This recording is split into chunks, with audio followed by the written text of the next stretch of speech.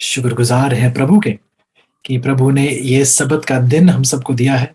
ये खास स्वर्गीय एक आशीषित माहौल हमें दिया है जिसमें हम एक दूसरे के साथ जुड़ सकते हैं, प्रभु के वचनों पर अध्ययन मनन कर सकते हैं और प्रभु के साथ चलने की एक ऐसी हौसला अफजाई प्रभु से प्राप्त कर सकते हैं ताकि मुश्किल से मुश्किल मंजिल से गुजरते हुए भी हमें एक विश्वास, एक साहस, एक ऐसी प्रेरणा हो, ये जानते हुए कि हम हर मुश्किल में से अकेले नहीं प्रभु के साथ गुजरते हैं।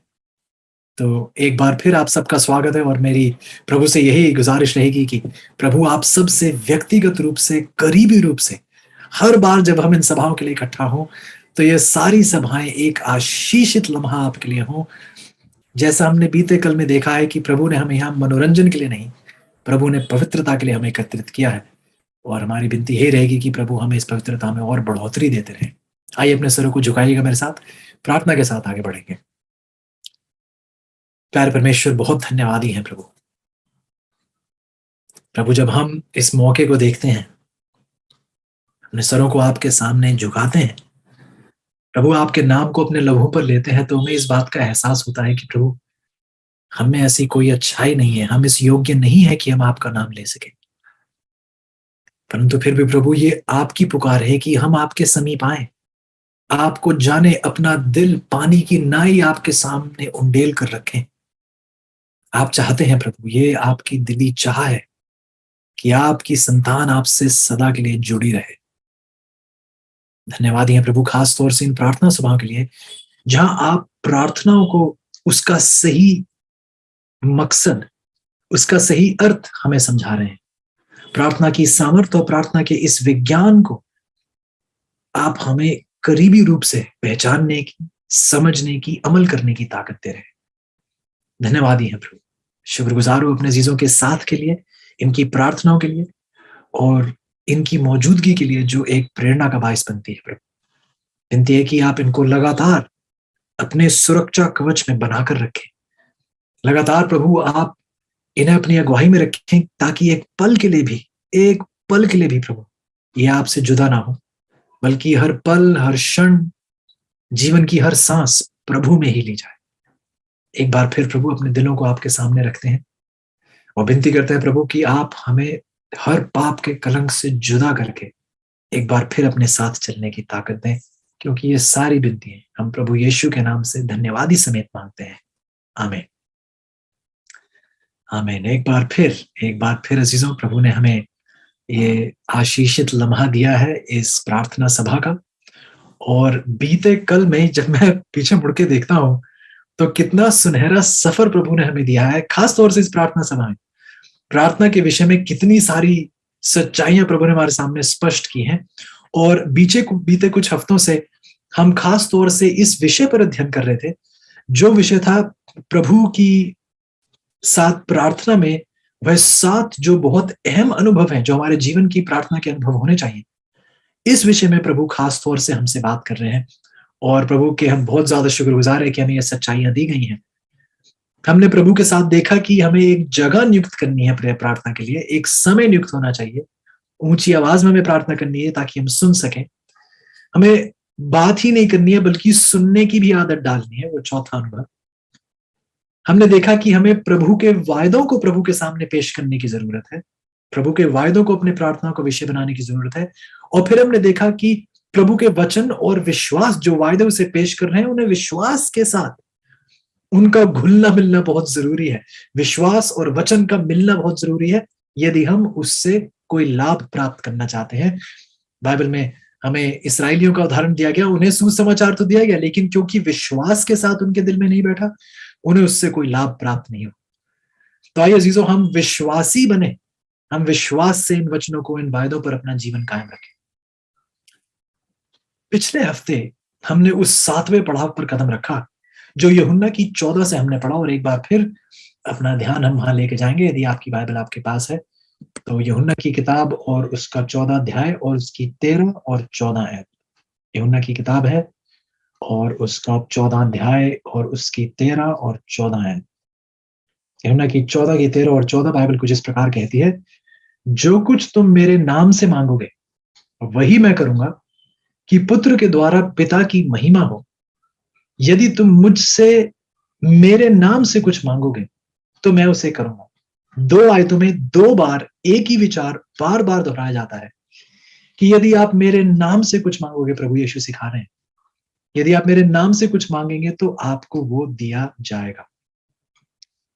प्रभु यीशु उस ऊपरी मंजिल में अपने अपने चेलों के साथ हैं। ये वो आखिरी भोज है जो वो ले रहे हैं, इससे पहले कि वे क्रूस पर चढ़ाए जाएँ। और जब ये अपने चेलों के साथ इस जगह एकत्रित हैं, प्रभु उनसे बात करते हुए उन्हें इस बात का आश्वासन देकर कहते हैं कि यदि आप मेरे नाम से कुछ माँगेंगे, तो आपको दिया जाएगा। हमने देखा कि प्रभु यीशु के नाम में प्रार्थना करने का मतलब, प्रभु के यीशु का नाम प्रार्थना के अंत में कहते हैं कि हम प्रभु यीशु के नाम से मांगते हैं, इससे कहीं ज्यादा इसका मतलब है। हमने देखा कि एलेन व्हाइट हमें बहुत बढ़िया शब्दों में इस बात को हमारे सामने स्पष्ट करती है कि प्रभु यीशु के नाम में प्रार्थना करने का मतलब क्या है। युगों की आशा जो किताब है, डिजायर ऑफ एजेस, उसमें देखिए शब्द रखे जाते हैं। एक बार फिर आपके सामने इन शब्दों को रखूंगा। देखिए यहाँ क्या बताया जाता है, अंग्रेजी में यहाँ लिखा है, इसका अनुवाद करने की कोशिश करेंगे। एलेन व्हाइट यहाँ कहती हैं कि जब आप प्रभु यीशु के नाम में प्रार्थना करते हैं तो इसका बहुत गहरा, बहुत बड़ा मतलब होता है। प्रभु यीशु के नाम में प्रार्थना करने का मतलब बहुत कुछ होता है। कहते हैं कि प्रभु यीशु के नाम में प्रार्थना करने का मतलब है कि आप उसके चरित्र को स्वीकार रहे हैं, आप उसके स्वभाव को प्रकट कर रहे हैं और आप उसी के कर्मों को कर रहे हैं, उसी के कार्यों को आप भी अंजाम दे रहे हैं अपने जीवन में।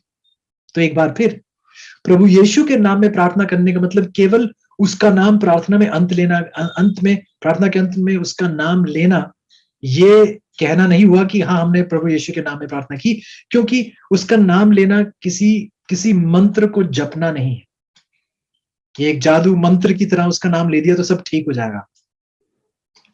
प्रभु यीशु के नाम में प्रार्थना करने का एक बहुत गहरा, एक बहुत ही महत्वपूर्ण मकसद है। और हमें बताया जाता है कि उसके नाम में प्रार्थना करने का मतलब है कि आप उसके चरित्र को स्वीकार रहे हैं, आप उसके स्वभाव को अपने जीवन में प्रकट कर रहे हैं और आप उसी के कार्य को अपने जीवन में भी कर रहे हैं। ये अजीजों समझना बहुत जरूरी है। यदि आप देखें तो बाइबल में ही यदि आप देखें तो बाइबल में ही आपको पता चलेगा कि बाइबल में लोगों के जो नाम दिए गए थे, उनके नाम उनके चरित्र से जुड़े हुए थे। जैसे प्रभु यीशु का नाम ले लीजिए, जीसस अंग्रेजी में जैसे कहते हैं, प्रभु यीशु जो नाम है यीशु, इसका जो मूल भाषा, जो इब्रानी भाषा में जहां से शब्द लिया गया है वो है यहोशुआ। और यशुआ जो शब्द है उसका मतलब है यहोवा हमारा बचाने वाला। तो यीशु सिर्फ एक नाम नहीं है, उसके पीछे एक मतलब है, क्योंकि ये उसका चरित्र है।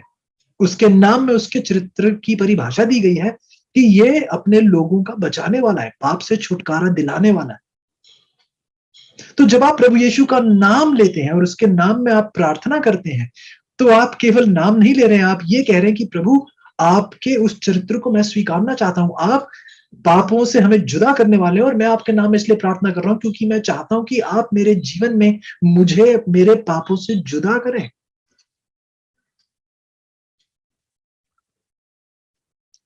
इसीलिए ध्यान से सुनिएगा, निर्गमन की 20 में जाइएगा एक बार फिर मेरे साथ। अब आइए, 10 आज्ञाओं के साथ हम पहले भी सफर कर चुके हैं, बहुत गहरा सफर हमने किया है 10 आज्ञाओं के साथ, जिन्हें हमने 10 वायदों का नाम दिया, द 10 प्रॉमिसेस।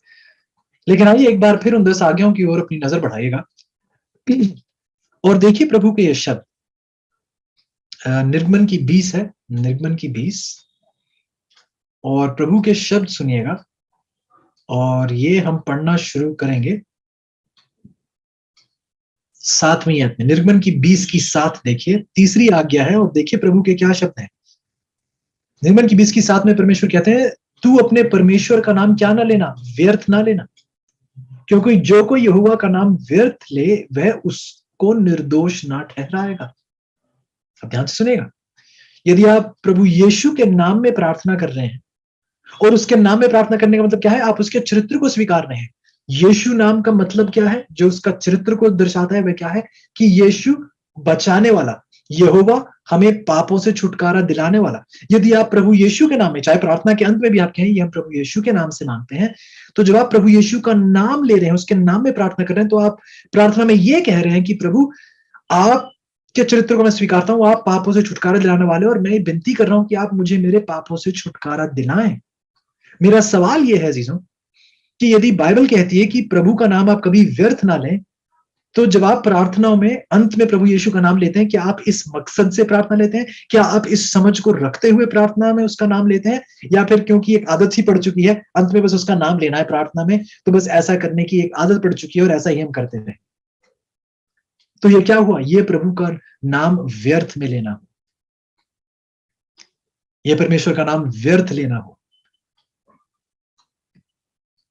हमें ये समझने की जरूरत है जी अजीजों की, जो हम बोलते हैं उसमें एक मतलब होना चाहिए, उसे मानते हुए हमें बोलना चाहिए, और हमें सिर्फ वही बोलना चाहिए जिसे हम मानते हो। क्या आप ध्यान से सुन रहे हैं?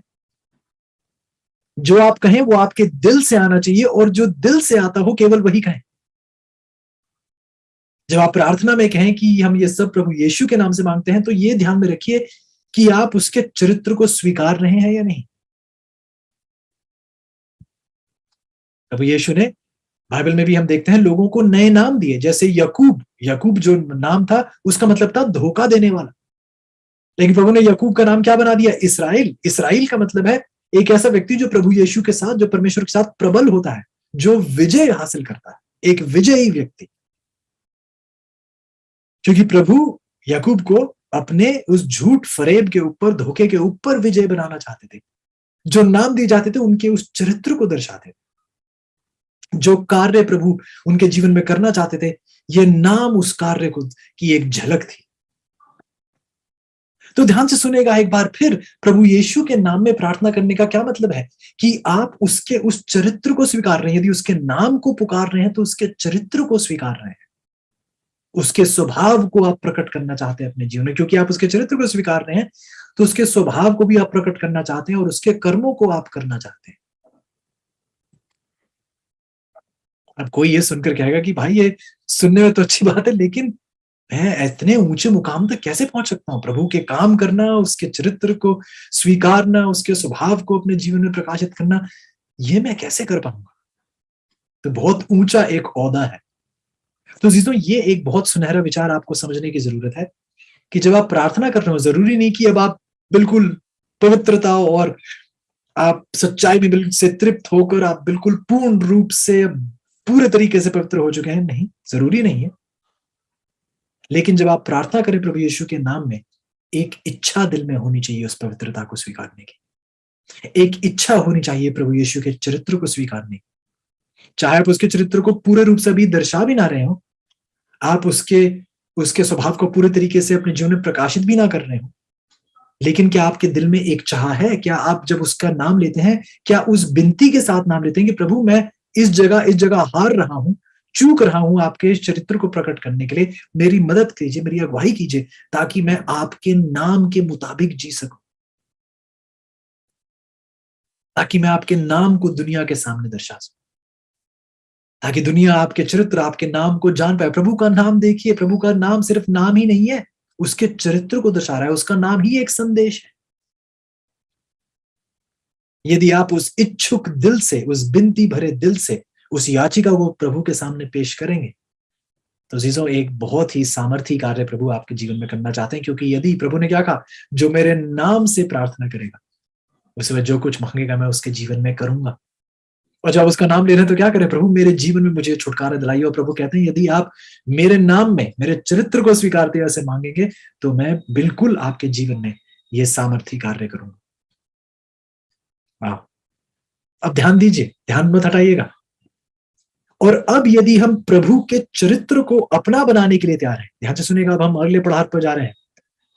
अब यदि हम प्रभु यीशु का नाम लेते हुए उसके चरित्र को स्वीकार रहे हैं, जिसका मतलब हम उसके नाम में प्रार्थना कर रहे हैं, लेकिन यदि एक ऐसी चीज थी, यदि एक ऐसी खूबी थी प्रभु यीशु के चरित्र में, जो बिल्कुल सुनहरे अक्षरों में उसके जीवन में दिखाई देती थी बार बार, जो एक बोझ उसके दिल पे था और जो एक दिली चाह उसके दिल में बार बार उजागर होती थी, वो ये थी कि वे अपनी पिता की मर्जी को अंजाम देना चाहते थे हमेशा। ये एक सुनहरी सीख बार बार उनके जीवन में उभर के आती है। बार बार प्रभु यीशु अपने पिता की मर्जी को अंजाम देना चाहता है। ये कुछ उदाहरण देखते हैं। यूहन्ना की 6 की 38 देखिएगा मेरे साथ। जॉन 6:38, यूहन्ना की 6 उसकी 38, यूहन्ना उसका 6 अध्याय उसकी 38 है। प्रभु यीशु के शब्द सुनिएगा। यूहन्ना की 6 की 38, यूहन्ना की 6 उसकी 38 है। जॉन 6:38 बाइबल कहती है, क्योंकि मैं अपनी इच्छा नहीं, प्रभु यीशु के शब्द है, क्योंकि मैं अपनी इच्छा नहीं वरन अपने भेजने वाले की इच्छा पूरा करने के लिए स्वर्ग से उतरा हूं। प्रभु यीशु कह रहे हैं, मैं अपनी इच्छा पूरी करने के लिए नहीं, जिस पिता ने मुझे भेजा है मैं उसकी इच्छा पूरी करने के लिए स्वर्ग से उतरा हूं। ये प्रभु यीशु के अपने शब्द थे। फिर आपको याद होगा जब वह 12 वर्ष के थे और मंदिर में उसके माता पिता आगे बढ़ गए थे, नासर जा रहे थे और उन्होंने ध्यान नहीं दिया कि यीशु मसीह उनके साथ नहीं है। तो जब वह वापस आए और जब प्रभु यीशु से मिले तो प्रभु यीशु के शब्द सुनेगा। लूका की किताब उसका 2 अध्याय, लूका की किताब उसका 2 अध्याय और उसकी 39 है, देखेंगे मेरे साथ। लूका की 2 की 39। ये एक बार फिर प्रभु यीशु के शब्द अपने माता पिता से हैं और देखिए वे अपने माता पिता से क्या कहते हैं। लूका की 2 और उसकी 39, बल्कि 39 नहीं 49, लूका की 2 की 49 मैं चाहूंगा आप मेरे साथ देखिएगा। लूका की 2 की 49 में प्रभु कहते हैं, उसने उनसे कहा, तुम मुझे क्यों ढूंढते थे?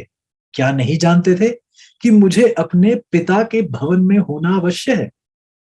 प्रभु यीशु के अपने शब्द, सिर्फ 12 वर्ष के थे, लेकिन अपने अपने पृथ्वी के माता पिता, जो दुनिया में जो उनके माता पिता थे, यूसुफ और मरियम, उनसे कह रहे हैं, आप मुझे क्यों ढूंढ रहे थे? सिर्फ 12 वर्ष के हैं इस समय। कह रहे हैं कि आपको पता नहीं, मुझे तो अपनी पिता की इच्छा के मुताबिक भवन में होना चाहिए। ये जैसा पिता ने आदेश दिया था मैं वैसा ही कर रहा था।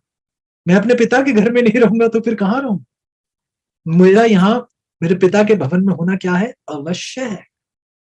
12 साल की उम्र में, 12 वर्ष की उम्र में प्रभु यीशु को इस बात का एहसास था कि मुझे अपने पिता के मकसद के लिए जीना है, अपने पिता के मकसद के लिए जीना है। चाहे फिर वह यूहन्ना की 4 हो, जब वह उस कुएं पर बैठे हुए हैं, समारिया की जो एक महिला है जिनसे उनकी मुलाकात होती है, आप उस कहानी से बहुत अच्छे से वाकिफ हैं।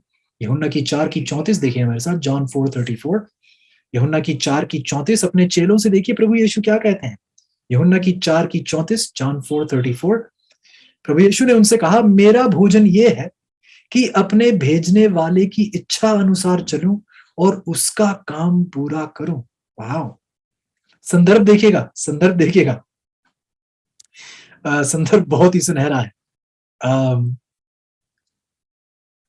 आइए थोड़ा सा और देखते हैं। ओके, 30 ऐत से शुरू करते हैं इसी कहानी को, यूहन्ना की 4 की 30 से, संदर्भ समझने के लिए। 30 ऐत में चेले बाइबल उनके बारे में बताती है कि वह नगर से निकलकर उसके पास आने लगे। 31 ऐत कहती है, इतने में उसके चेले यीशु से यह विनती करने लगे कि हे रब्बी, कुछ खा ले। परंतु उसने उनसे कहा, मेरे पास खाने के लिए ऐसा भोजन है जिसे तुम नहीं जानते। तब चेले आपस में कहने लगे, क्या कोई उसके लिए कुछ खाने को तो नहीं ले आया? अभी भी उनका ध्यान इस शारीरिक भोजन पर ही है। तो प्रभु यीशु ने उनसे कहा, मेरा भोजन, यदि मेरे भोजन की आप ताक में हैं, उसे ढूंढना चाहते हैं कि कहां से मुझे मिला, मेरा भोजन मेरी प्रभु की इच्छा के अनुसार चलना, उसके कामों को पूरा करना, ये मेरा भोजन, ये मेरा पेट भरता है। वाह! ऐसा प्रभु यीशु का स्वभाव था। आप उसे गतसेमनी में भी देख सकते हैं। ये बात हम बहुत गहरे संदर्भ में पढ़ चुके हैं, बहुत गहराई से, गंभीरता से, मेहनत के साथ हम पढ़ चुके हैं कि जब प्रभु यीशु उस ठंडी जमीन पर गिरे हुए थे, रात के अंधेरे में, वे अपने पिता से क्या विनती कर रहे थे? यही विनती की पिता, मेरी मर्जी नहीं, केवल आपकी मर्जी पूरी हो, केवल आपकी मर्जी पूरी हो। ऐसी सच्चाई तो यह है, आज दुनिया में लाखों करोड़ों लोग हैं जो प्रार्थना कर रहे हैं, लेकिन उनकी प्रार्थना बिल्कुल बुतप्रस्ती है। क्या आपने सुना मैंने क्या कहा? उनकी प्रार्थना और बुतप्रस्ती में ज्यादा कोई फर्क नहीं है, क्योंकि वो प्रार्थना अपनी मर्जी मनवाने के लिए कर रहे हैं। मैं अपनी पुरानी बातें दोबारा दोहरा रहा हूं। वह अपनी राह पूरी करवाने के चक्कर में प्रभु से प्रार्थना करते हैं, वह अपनी मर्जी पूरी करवाने के लिए प्रभु से प्रार्थना कर रहे हैं और हर तरीके की कोशिश वह करते हैं, हर तरीके की कोशिश वह करते हैं। लेकिन अजीजों, इसमें बहुत बुतप्रस्ती पाई जाती है। क्यों? क्योंकि यदि आप स्वार्थ के लिए, अपने कार्यों को अंजाम देने के लिए, अपनी मर्जी पूरी करवाने की प्रार्थना करते हैं, तो इसमें प्रभु कहां से गिनती हुई? प्रभु की कहां से गिनती हुई? इसमें प्रभु का क्या योगदान हुआ? क्या प्रभु केवल एक मशीन बन गए हैं जो जैसा आपने कहा वो वैसा ही कर देंगे? क्या प्रभु का ये योगदान है आपके जीवन में? क्या ये उनका भाग है? क्या ये उनका कार्य है? क्या ये अब उनकी ताकत, हिम्मत, क्या ये अब उनकी जगह है आपके जीवन में? क्या ये ओहदा है प्रभु का आपके जीवन में? बहुत जरूरी है अजीजा। और बहुत से लोग अपने आप को मसीह बताते हुए ऐसी प्रार्थना इसलिए करते हैं क्योंकि उन्होंने गेत्सेमनी के बारे में नहीं पढ़ा है, उन्होंने ये आयतें प्रभु के जीवन के बारे में नहीं पढ़ी हैं, और उन्हें इन चीजों में दिलचस्पी भी नहीं है। क्योंकि शैतान भी लोगों को प्रार्थना करना सिखा रहा है, ध्यान से सुनिएगा। शैतान भी लोगों को प्रार्थना करना सिखा रहा है, और शैतान भी कहता है कि हाँ, आप प्रभु यीशु का नाम लें, लेकिन एक मंत्र की तरह लें। कुछ भी मांगे बस उसका नाम जोड़ दें, जादू की तरह सब कुछ पूरा हो जाएगा। लेकिन प्रभु यीशु कुछ सिखा रहे हैं, ध्यान से सुनिएगा। प्रभु यीशु हमें यह सिखा रहे हैं कि यदि आप मेरे नाम से प्रार्थना कर रहे हैं तो आप मेरे चरित्र को स्वीकार रहे हैं। और मेरे चरित्र की एक बहुत अनोखी खूबी जो बार बार मेरे जीवन में उभर कर आपके सामने रखी गई, वह क्या थी कि मैं अपने पिता की मर्जी देखना चाहता था अपने जीवन। ऐसे प्रभु यीशु के नाम में प्रार्थना करने का मतलब है कि जैसे प्रभु यीशु अपने पिता से प्रार्थना करते थे, हमें भी प्रभु परमेश्वर पिता से ऐसे प्रार्थना करनी सीखनी चाहिए। कि जैसे प्रभु यीशु अपने प्रार्थना के जीवन में, अपने प्रार्थना के अनुभव में अपनी इच्छा नहीं, अपने पिता की मर्जी पूरा करवाने के लिए प्रार्थना करते थे, अपने पिता की मर्जी जानने के लिए प्रार्थना करते थे, अपने पिता के कार्य को अंजाम देने के लिए प्रार्थना करते थे। क्या आप भी उसके नाम में ऐसे ही प्रार्थना करते हैं या नहीं? यदि प्रभु यीशु के नाम में प्रार्थना करने का मतलब उसके स्वभाव को प्रकट करना, उसके चरित्र को स्वीकारना, तो क्या उसकी चरित्र की एक खूबी आपने स्वीकारी है या नहीं? ये सातवां और एक बहुत अहम अनुभव है जो हमारी प्रार्थना का विषय होना चाहिए। बहुत जरूरी है कि हम भी प्रभु यीशु की तरह प्रार्थना करना सीखें कि पिता, मेरी मर्जी नहीं, जैसा आप चाहते हैं वैसा हो। ये एक बहुत महान कारण है जिसकी वजह से प्रभु हमें उस गुप्त प्रार्थना में पुकारते हैं। बहुत अहम है इस सच्चाई को समझना। मान लीजिए, उदाहरण के तौर पर मान लीजिए कि आप एक जमीन बेचना चाहते हैं, ठीक है?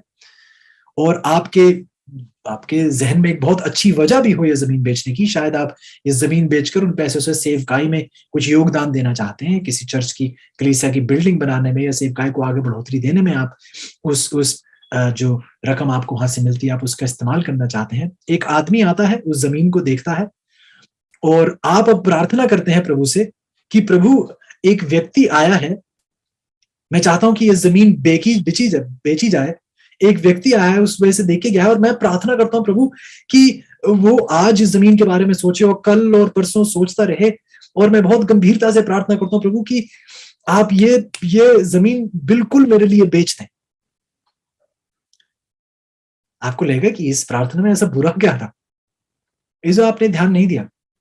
जब तक आप और मैं उस मुकाम तक ना पहुंच जाएं जहां हमारी महान चाह, हम क्या चाहते हैं ये नहीं, प्रभु क्या चाहते हैं वो क्या है, तब तक हमने प्रार्थना का मकसद नहीं समझा।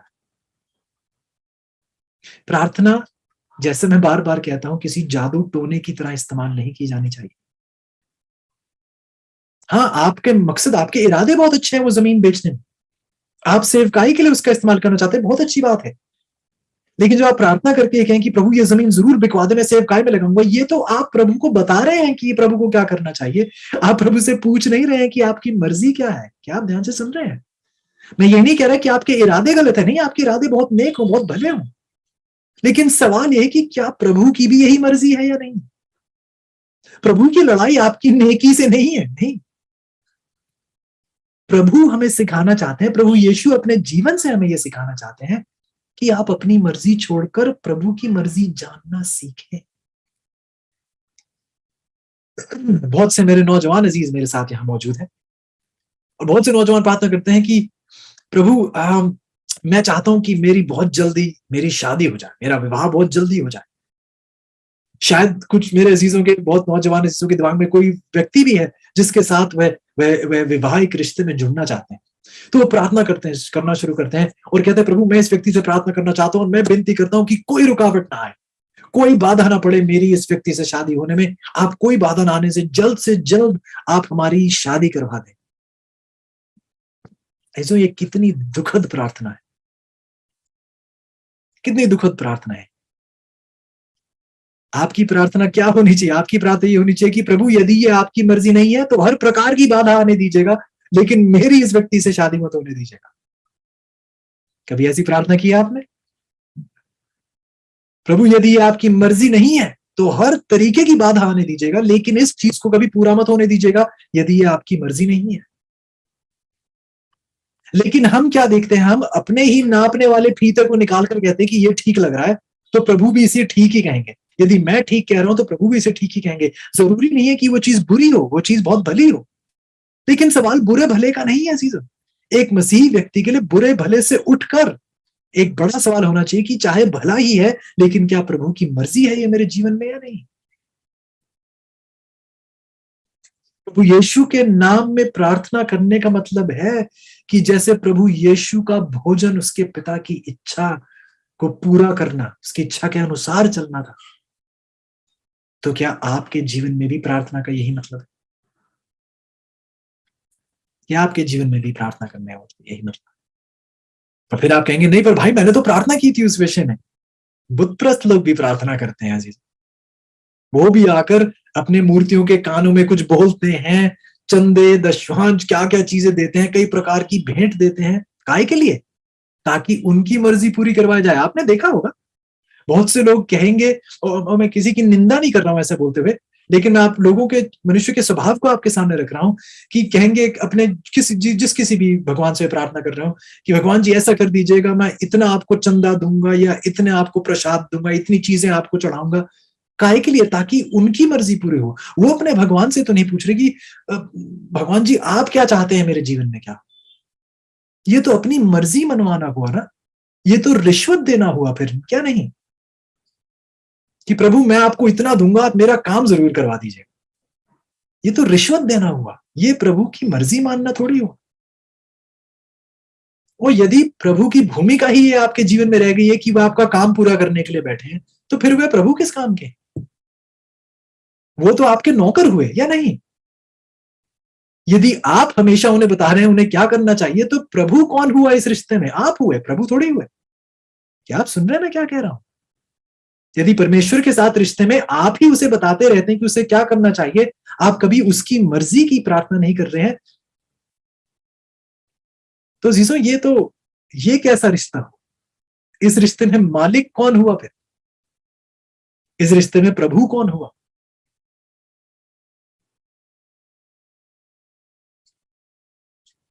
वो यीशु अपने जीवन के उदाहरण के द्वारा, अपने शब्दों के द्वारा ही नहीं, अपने जीवन के उदाहरण के द्वारा इस बात की गवाही देते हैं कि जब आप प्रार्थना करें तो अपने पिता की इच्छा पूरी करने की मांग करें, अपने पिता की मर्जी पूरी हो इस बात की मांग आप करें।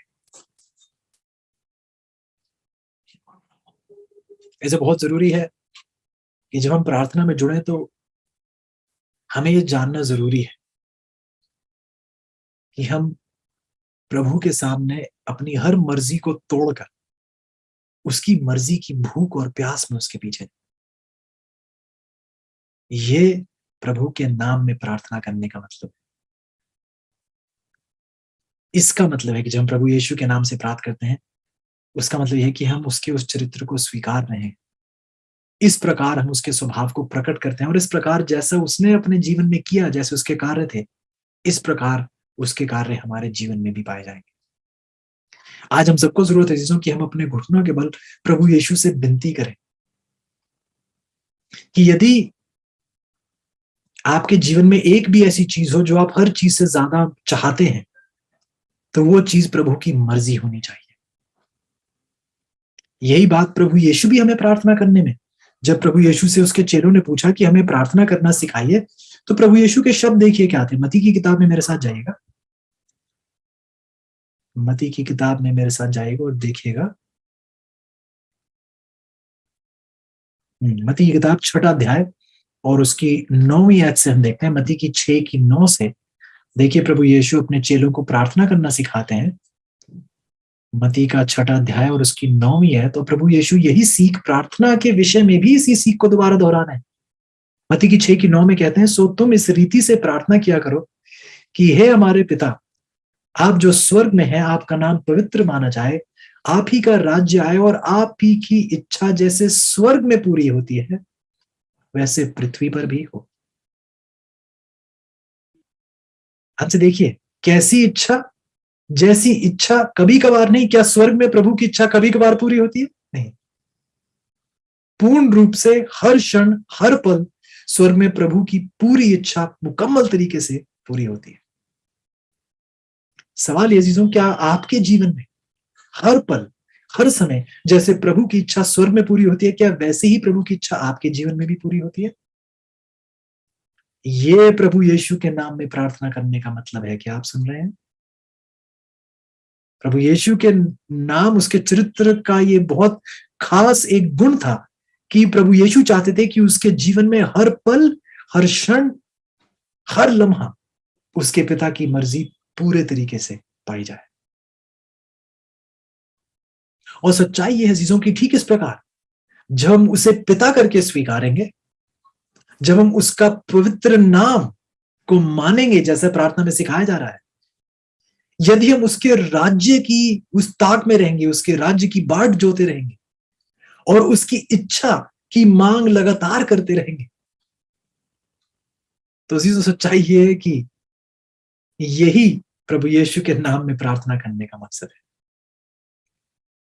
प्रभु यीशु को प्राथमिकता देना कि हे हमारे पिता, आप जो स्वर्ग में हैं, आपका नाम पवित्र माना जाए। मेरी छोड़िए, आपका नाम पवित्र माना जाए। प्रभु को प्राथमिकता देते थे, उसकी मर्जी स्वीकारते हुए उसके राज्य के जल्द आगमन के लिए प्रार्थना करने के लिए और उसकी पूरी इच्छा जैसे स्वर्ग में होती है पृथ्वी पर पूरी होने के लिए करने के लिए। ये सारी प्रार्थना करने के बाद ही आप क्या पढ़ते हैं? ये सब मांगने के बाद ही 11वीं आयत क्या कहती है? हमारी दिन भर की रोटी आज हमें दे। क्या आपने ध्यान से सुना?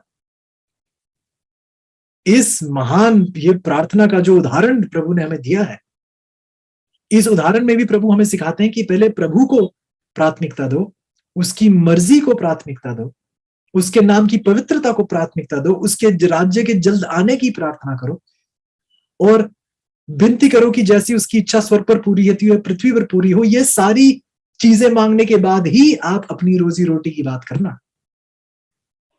ये संदर्भ में मैं आपके सामने बात रख रहा हूं।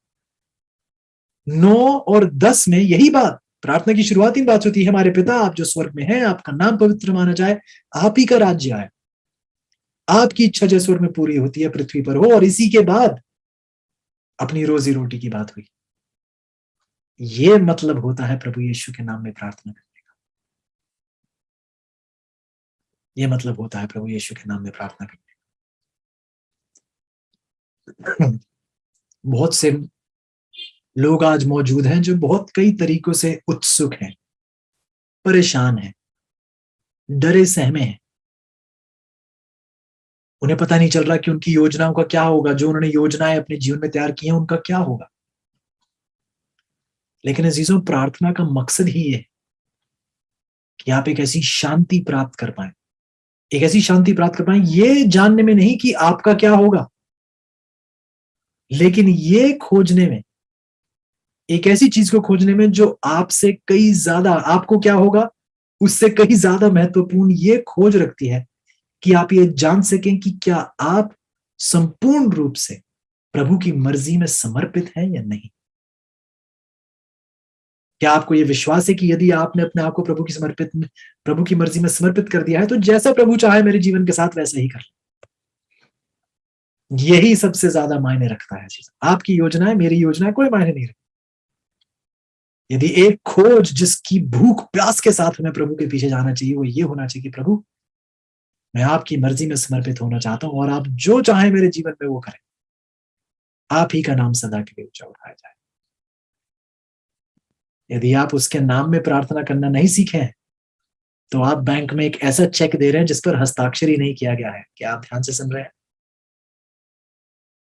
जिसने प्रभु यीशु के नाम में प्रार्थना करना नहीं सीखा, उसका हस्ताक्षर उस प्रार्थना में लगाना नहीं सीखा है, वो बैंक में एक ऐसा चेक दे रहा है जिस पर हस्ताक्षर ही नहीं हुए। आप क्या पैसे निकालेंगे? वो प्रार्थना ज्यादा लाभदायक नहीं होगी। जहां आप उसका नाम एक मंत्र की तरह जप रहे हैं, उसकी सच्चाई को नहीं स्वीकार रहे। आइए अजीजों, इस 7वें ऊंचे पड़ाव को प्रभु के साथ चढ़ना हम सीखें। कि प्रभु के नाम में प्रार्थना करने का मतलब है उसके चरित्र को स्वीकारना, उसके स्वभाव को प्रकट करना, प्रकाशित करना, और उसी के कार्य को अपने जीवन में भी करना। यदि ये आज आपकी इच्छा है तो आपसे विनती करूंगा, यदि हो सके तो आइए घुटनों के बल एक बार फिर झुकेंगे और प्रार्थना में जुड़ेंगे। आइए प्रार्थना करें। प्यार परमेश्वर, एक बार फिर प्रभु, हर बार प्रार्थना सभा में ऐसी नई सीख आप हमारे सामने पेश करते हैं प्रभु, और एक ऐसा एहसास होता है कि क्या हम लायक भी हैं इन सच्चाइयों के? हमने ऐसा क्या अच्छा किया है प्रभु, हमने ऐसी क्या भलाई है कि आप बार बार हम पर ऐसी रोशनी प्रकट करते हैं। आज एक नए रूप से प्रभु आपने हमें एक बार फिर सिखाया है कि प्रभु यीशु के नाम में प्रार्थना करने का मतलब क्या है। प्रभु, मेरी आपसे दिली गुजारिश है कि आप अपने लोगों की करीबी रूप से अगुवाई करें, ताकि आपके प्रत्येक अजीज ये जान पाए, समझ पाए और इन बातों पर अमल कर पाए कि प्रभु यीशु के नाम में प्रार्थना करने का मतलब क्या है। मदद कीजिएगा प्रभु अपने अजीजों की अगुवाई में। हम सबको आपके नाम में प्रार्थना करना सिखाइए प्रभु, ताकि हम आपका नाम व्यर्थ ही ना लेते हैं। दिलों से मानते हुए दिल से आपका नाम लिया जाए, आपके चरित्र को स्वीकारा जाए, आपके स्वभाव को प्रकट किया जाए, आपके कार्यों को हम कार्यों में अपने जोड़ें, आपकी मर्जी में हम समर्पित हो। धन्यवाद है प्रभु इस खास आशीष के लिए, और विनती है प्रभु, यदि आप ठीक समझे, यदि आपकी इच्छा अनुसार हो, तो हम एक बार फिर जुड़ सके, एक बार फिर आपकी बातों को बेहतर समझकर आपके साथ आगे बढ़ने वाले बन सके, क्योंकि ये सब कुछ आपके प्यारे बेटे प्रभु यीशु के नाम से धन्यवादी समेत मांगते हैं। आमीन।